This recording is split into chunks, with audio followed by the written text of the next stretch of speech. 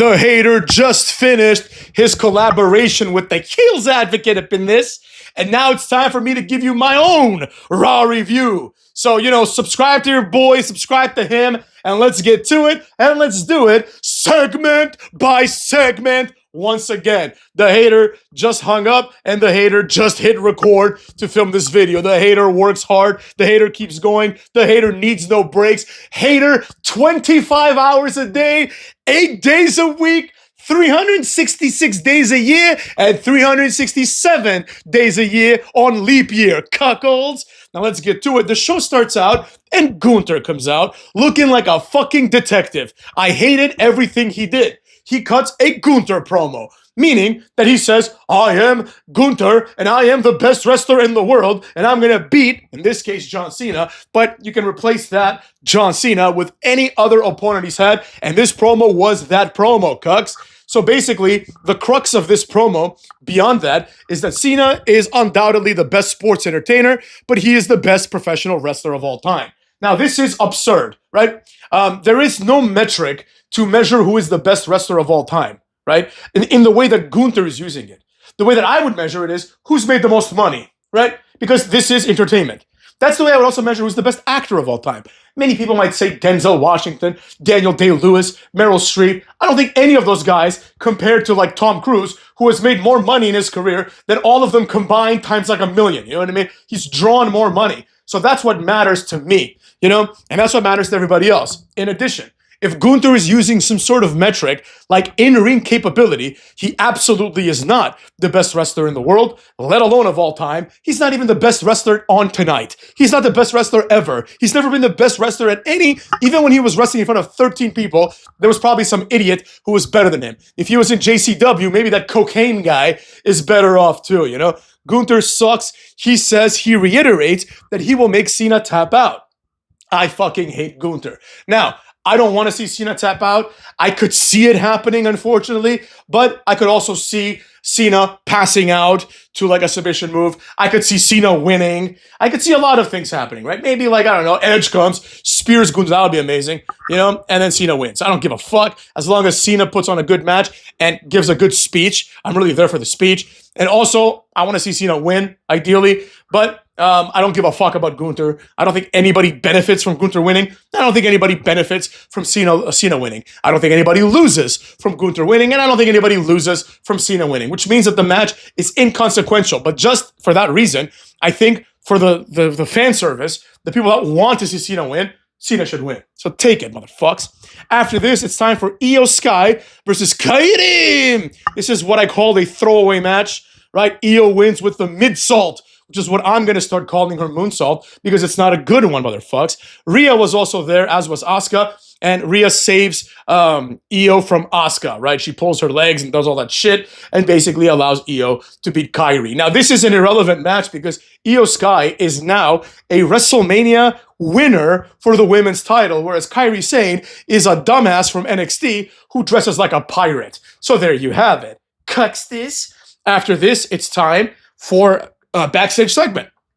Logan Paul is all pissed and insecure about his place, it seems, in the Vision, right? There was like this moment between Braun and Bronson where it was almost like, this guy's fucking annoying, right? And Paul Heyman gets pulled aside, and basically Logan Paul says, I want these guys to have my back. I have their back, right? And Paul Heyman's like, just in case, he gives him the brass knucks, right? To me, this implies that they don't really have his back, or at least not for the long term.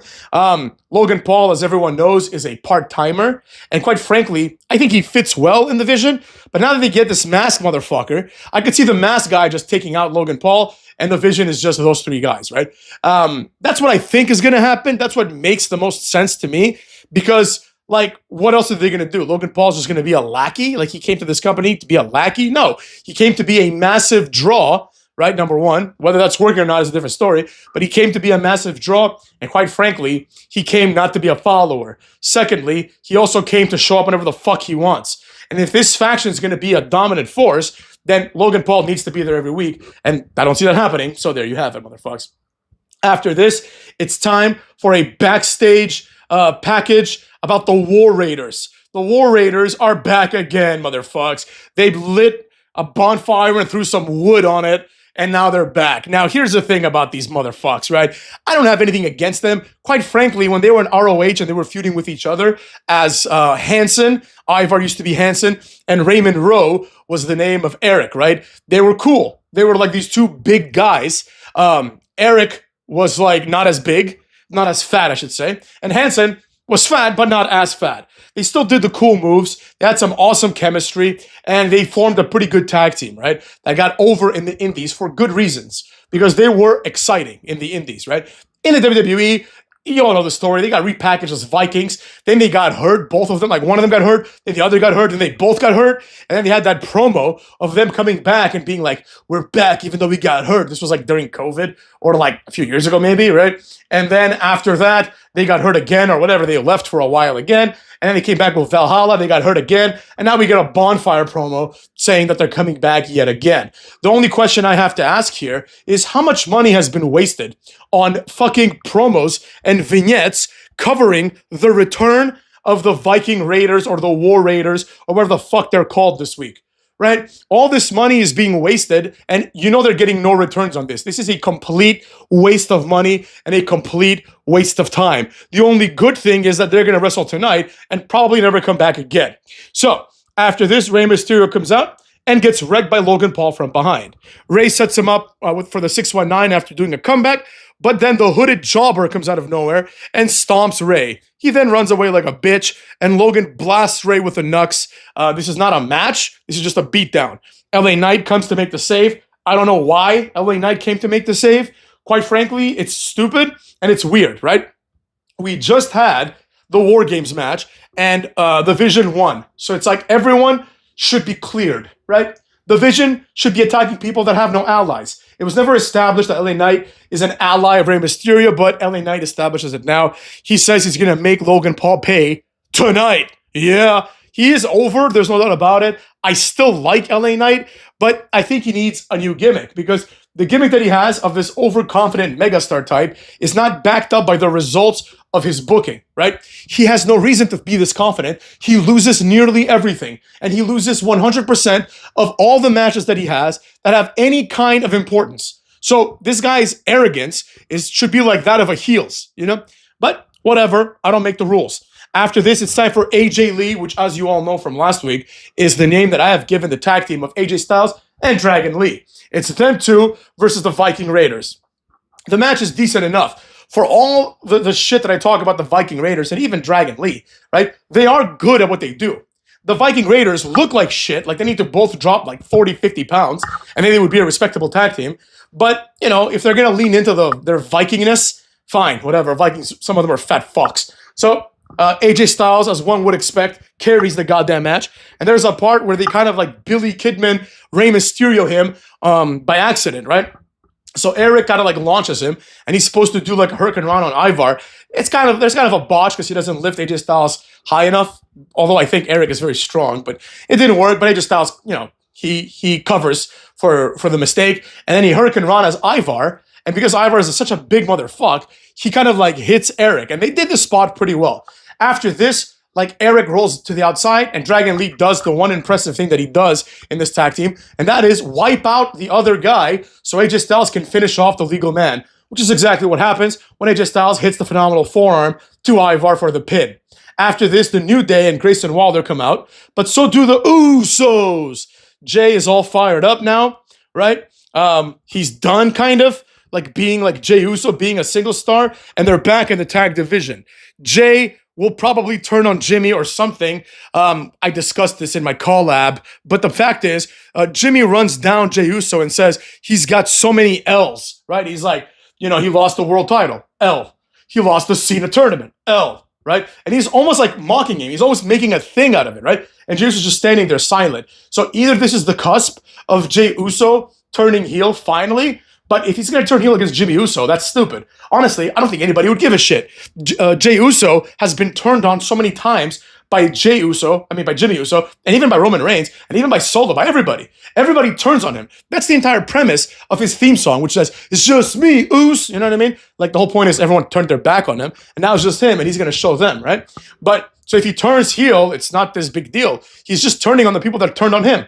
Like, would anyone blame Rey Mysterio for turning on, I don't know, on Dominic. Like, well, I guess it's father and son, but you know what I mean. Like, everyone turns on Rey Mysterio. Nobody would blame Rey Mysterio for turning on Eddie Guerrero at some point later in their career, right? Because, they got over it. No, they didn't, motherfuckers. Rey Mysterio still hates that motherfucker. So anyways, that's how that shit goes down, right?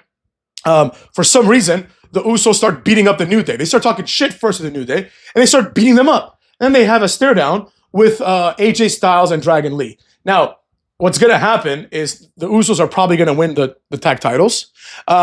Or they're not, and Jey Uso is going to beat Jimmy Uso silly in the match, right? Either way, it doesn't matter. AJ Styles and Dragon Lee are transitional champions, as far as I can tell. So, nobody cares about that part, right? After this, it's time for Stephanie Vaquer to come out. She comes out and she says she wants to face everyone and that she has a fire and her passion is big and her father Hector did this or whatever. I'm tired of this shit, right?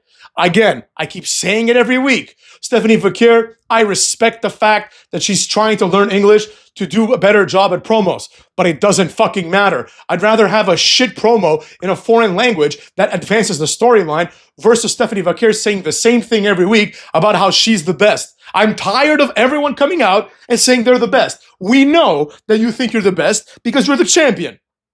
Anyways, to shut her up, Nikki Bella comes out up in this bitch, right? But before this, Vaquer corrals us with a catalog of the women's division. She's like, our division is better now than it was 15 years ago, Nikki, right? And then she's like, we have Natty, we have Rhea Ripley. She just runs down the roster we know who the fuck is here, right? Nikki Bella comes out and wants a rematch. Luckily, this shit promo from Nikki Bella, who is now basically on the same spot as Natty on the card, gets ruined when Raquel Rodriguez comes out of the crowd and just bodies her completely. She gets in the ring, starts speaking Spanish. Is this the Super Bowl halftime show or something? Because I thought this was American TV. She calls her a perra. Now, I do like the fact that they spoke Spanish to, all jokes aside, because they're both Hispanic, right? And quite frankly, Stephanie Vaquer doesn't speak English that well, and Raquel Rodriguez is fluent, seemingly, in Spanish and obviously in English. So if she wants to communicate something to her, it makes sense that she would communicate it to her in a way that Stephanie Vaquer is most likely to understand. The same way that the Asuka and Io and Kairi should never be speaking English to each other, right? Because it's completely unnatural. They barely speak English, but they all speak fluent Japanese. So they should speak Japanese to each other like everyone else does in the world. When they know one language in common with someone, they don't try to speak a language that neither of them knows. That's just fucking stupid. Anyways, after this, Raquel, like I said, calls her a perra, and she kind of sets herself up as next in line. We move backstage. Liv Morgan is surprised that Raquel took her moment, right? Because last week, Liv Morgan was the one holding the title. She said that she was going to be the big dick player in this bitch. So Liv says that she and Roxanne are now a tag team, and she supports Raquel Rodriguez. There's obviously some tension here. Let's see what happens, right? Not that I care, but let's see what happens. After this, we have one of the worst things of all time. Lyra Valkyria comes out. She has this ridiculous presentation, and Bayley is there. First, they were friends, then they weren't friends, and now they're friends again. Nobody gives a shit. It's going to be Lyra versus Roxanne. Basically, the match is as follows. Liv kicks Lyra in the face when she's on the apron, and Roxanne goes off the ropes, meaning she bounces off the ropes, and then stops, full stop, and then does the pop rocks. This is not the first time she's done this, where she goes off the ropes and then stops because she hesitates. She doesn't have the balls to do it in one motion and then does it in two motions, right? Just stop doing it. Just do it normally. It's a perfectly fine move the way it is. So anyways, that's how that shit went down up in this mug. Roxanne wins, and that's all there is to it. Then they show another Maxine vignette training with Natalia, or Natty as we call her, to explain that she isn't a jobber anymore. I personally really enjoy these. These, in my opinion, do a good job conveying what the hell it is that Maxine Dupri is doing, right? She's missing right now. I believe she's the Intercontinental Champion, right? Or the Women's Intercontinental Champion. So she's doing something, right? She explained that she's going to go meet with Natalia to improve her game. So that's what she's doing. And that's fine. I have no problem with that whatsoever, right? She can go out there and train. And this is a good way, a montage, to explain that when she comes back, she's going to be so much better. There's only two problems. Number one, all of a sudden, she's taking this shit seriously, which begs the question of, why didn't she do this before? Why is it only now she cares about getting better? And number two, the fact that she's getting better in kayfabe needs to also match her getting better in real life. That means that when she comes back, she needs to do better moves, more moves, and be less awkward in the ring. Otherwise, it's going to expose this vignette for what it is, a dumbass vignette, but one that I enjoyed. After this, it's time for LA Knight versus Logan Paul. The match is somewhat fun because both these guys can go and they both do cool moves. It's back and forth, and the Brawns eventually come to watch. The fans start chanting OTC, which reminds us, obviously, that Roman Reigns has done absolutely nothing meaningful in years. Knight hits the megastar elbow, and he gets ready for the BFT, but is distracted by Breaker. He then moves to the other side of the ring where Bronson headbutts him while on the apron. He just stands there like a dipshit on the apron. The referee sees them, kicks out the Brawns, right? But Knight gets one on Bronson and then dives onto Logan with like his kind of like middle rope dropkick thing, you know? That's all fine and dandy, but I will say one thing, and that's this, right? Roman Reigns gets chanted for. Roman Reigns is gone, right? He made it clear at Survivor Series that he's done with this shit, right? That now he's going to go after the titles. In other words, if there was a feud between, we'll say between Roman Reigns and Paul Heyman won the feud, right? He's done fucking with Paul Heyman's guys. Now he's going to focus on the world title. It might be Cody. It might be CM Punk. It doesn't really matter. The point is, his motivation now is not to be in feuds. It's to win world titles, which actually makes Roman Reigns the only intelligent member of this roster. Because the reality is that there's no reason why everyone is so fired up about the Vision. The Vision ended up winning the match at War Games, but even if they lost, they would be doing the exact same things as now, right? So why would Roman Reigns continuously come back to fight them? There needs to be a point where this shit stops. Roman Reigns has been in one continuous storyline for the last 6 years, right? Since he started with Heyman until Survivor Series. This is presumably the end of his arc with Paul Heyman. And if that's the case, then we can move on, right? So the fans chanting OTC would imply that the fans don't understand that this shit is over, even though Roman Reigns said as much, right? Needless to say, there is no OTC, mother cucks.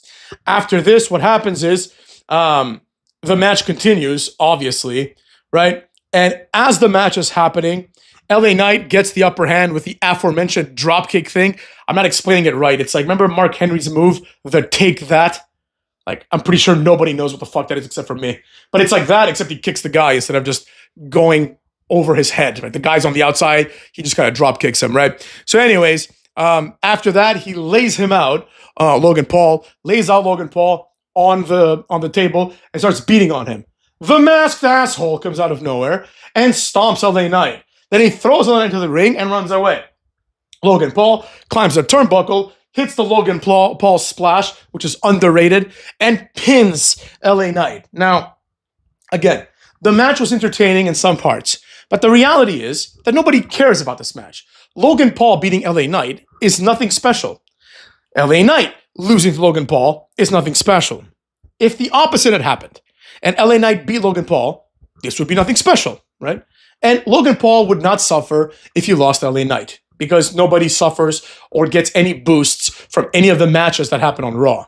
So effectively, you could just say that nothing happened. If this match didn't happen, absolutely nothing would change. And that is a sign of shit booking. So anyways, after this, LA Knight gets taken to the back, so he's out. And it's time for Heyman to cut a promo. Heyman grabs the mic, and then we go to commercial break. Horrible timing. We come back, and Paul Heyman just says, "We're here to dominate. Braun Breaker is going to be the next champion after he beats CM Punk on January 5th or whatever it is," right? Now, okay, I mean, this is the same shit as last week. The only thing that I can see being a positive is that Paul Heyman reiterated January 5th. And if he does this for another 2 weeks, then it's going to be in people's heads that January 5th is a special day, right? Just like last year, I'll never forget that Netflix moved Raw to its own services, right, on January 6th, right? Because it's just burned in my mind because they kept saying January 6th, January 6th, January 6th. I'll never forget that John Cena was in a movie called The Marine, because every fucking commercial when the movie was about to come out, JR would be like, "Oh no, let's take a look at a new clip from The Marine," right? And they would show a clip from The Marine and it would be complete shit. "Oh, go Sooners!" You know what I mean? Fucking retarded, right? But I'll never forget it because they kept throwing it at me. I'll never forget that Kane and his movie, See No Evil. The name of the movie sometimes escapes me, but I'll never forget that he came out on May 19th, motherfucks, because they made a whole storyline about that. So that's the only thing I can think of this. Then Braun Breaker gets the mic to cut the exact same promo that he cut last week. As I said last week, the promo was mid. I actually thought the second one was a little bit more crisp, the way he said it. But one would expect that because it's the second promo. So if it is the second promo, then it needs to be better. At the end of the promo, he says, I want to take your title, and who knows, maybe I'll take your wife too. Now, this is a very Scott Steiner-esque promo because Scott Steiner would always talk about that kind of shit. He'd be like, I'd fuck your wife because, like, I'm a better man than you know what I mean? Of course you choose me over you. You suck, right? So that's the idea. But irrespective of any of this, right, which is true, like Braun Breaker, the entire point of this promo was for him to basically insinuate that he's going to fuck CM Punk's wife. That's the whole point. He could have just come out there and been like, Punk, I'm going to fuck your wife too, and drop the mic. That actually would have been a better promo than the horse shit that we had to endure 2 weeks in a row, But he did that. Meanwhile, this promo in the middle of this is interrupted by LA Knight backstage being like, I'm not done. I'm going to keep fighting, right? And then Braun Breaker stays in the ring while Bronson Reed and Logan Paul go to hunt down LA Knight. I thought that they weren't going to show us what happens with LA Knight. I thought this was just an excuse for those two guys to leave so that CM Punk, who was being called out, comes in and GTS's Braun Breaker or something like that, right? But that didn't happen. What happened instead was they actually showed us what happens with LA Knight. They go back there, they start beating his ass. What'd you expect? They already did a post-match beating on him in the ring, so he's already basically dead, and they do it again. They powerbomb him. Bronson powerbombs him through a table with help from Logan Paul. And then after this, LA Knight calls him a bunch of bitches. So what do? Well, they get him. They throw him on a car. They put him on top of a car. Bronson Reed climbs some structure or some shit, right? And he does a tsunami off of that to the car. Tsunami, right? Not another tsunami, whatever. So he does that, and LA Knight is probably going to be gone for weeks now. Now, I could hope, right? One could hope, that at some point, motherfucks, that at some point, LA Knight will get that push. We've been hoping for literally 2-3 years maybe at this point, and it doesn't seem like it's going to happen, but this is probably the last chance. I could see a 0.1% chance, a 1 in 1,000 chance that LA Knight is gone for a while, right? Maybe there's a vignette or a promo here and there. It's taped from home via satellite. And I could see a small chance that LA Knight comes out at the Rumble and eliminates all the members of the Vision that are in the Rumble, right? Which would all be favorites. And then there is this is 0.00001%. It's less likely than Jey Uso winning last year, right? I could see LA Knight winning the Rumble, right? And going after, let's say, Braun Breaker, or just going after the Vision as the guy that they fucked over, right? Now, is this going to happen? Almost certainly not, right? But if you wanted to make this happen, I think this would be a good way to start it. As I said, with my video with Heels Advocate, there is this segment that I'll never forget. It's a TNA segment, right? Abyss gets turned on by Fortune, right? So AJ Styles and all these younger guys, Abyss was a younger guy too, they start beating the hell out of Abyss, right? Abyss, for those that don't know, was like a Kane, kind of, right? But he was in that part of Kane's career where he was a sympathetic retard. So they take advantage of this retard, they make him believe he's their friend, and then they brutally beat him. And AJ Styles does a Styles Clash on Abyss onto barbed wire. This beating, in my opinion, on TV, went a little too far, right? Abyss still has scars from that beating. I remember the scars. He was bleeding, right? He has scars on his tattoos, Now, not a child, but as a late teen, maybe in college. I don't remember how old I was when I started watching TNA. I guess it was 2005? So as a high schooler, right? I remember, and this probably was 2007. I remember feeling so bad. I'm like, fuck, man. I know it's fake, but this beating is real. They're hitting him and shit, And I'm like, it doesn't have to be this brutal. The point has been made, right? But part of me was man, Abyss inadvertently turned face during that moment, right? He was kind of a sympathetic heel, because he was still aligned with the bad guys, but he turned face to me, and I'm like, man, this guy's going to have a Kane-like comeback. And it's exactly what happened. A few months later, Abyss comes out, and now he's not wearing the black getup anymore. He's wearing his clothes are all white, and he's got like a serial number in his back, implying that after this, he went to the fucking insane asylum. He comes out, new tattoos on his arms of a bat and like other cool ass shit. He comes out, this new pyro comes in there, and you know shit's about to go down. They never followed through. I thought that should have led to Abyss becoming a world champion again. But he came in basically, and he just fucking beat the shit out of these motherfuckers. And it felt so good, right? Because it's like, man, this guy took a massive beating, and now he's back. Now you motherfuckers are gonna get what you deserve, right? So maybe that'll happen LA Knight. Probably not, obviously. More likely than not, LA Knight will be back in a couple of weeks. He'll cut a promo about how he's the best, and then he'll go out and lose to like El Grande Americano, you know? That's his spot on the card, unfortunately. So with that being said, this episode of Raw was terrible. It was one of the worst episodes of Raw of all time. I fucking hated every minute of this. So with that being said, take care of yourselves and go fuck your own asses, mother cucks.